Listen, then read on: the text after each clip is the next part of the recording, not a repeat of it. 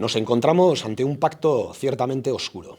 El PNV y el PSE han decidido pactar nada más y nada menos que con el PP, con aquellos que representan y están amenazando con una clara involución en derechos y libertades, nada más y nada menos que el Ararteko, que el defensor del pueblo.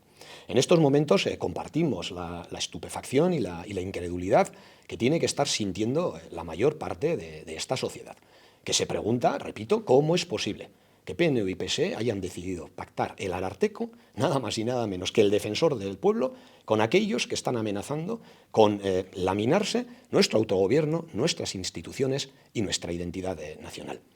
Creemos que PNV y PSE deben una explicación a esta sociedad, que tienen que explicar por qué han decidido acordar el Ararteko con el PP, pero sobre todo, a cambio de qué han decidido realizar ese acuerdo, como digo, que para nosotros representa y es un acuerdo oscuro.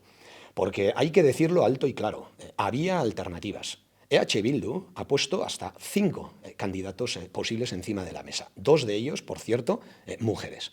Pero por el motivo que sea, PNV y PP han decidido rehuir la posibilidad de un acuerdo entre las 3 principales familias y fuerzas políticas del país y se han decantado, como digo, por el Partido Popular, por aquellos que en estos momentos están gobernando en media España con Vox, con aquellos, repito, que amenazan con laminarse nuestro autogobierno, nuestras instituciones y nuestra identidad. La pregunta, por tanto, es esa. Y la respuesta que han de dar el PP y el PNV es esa.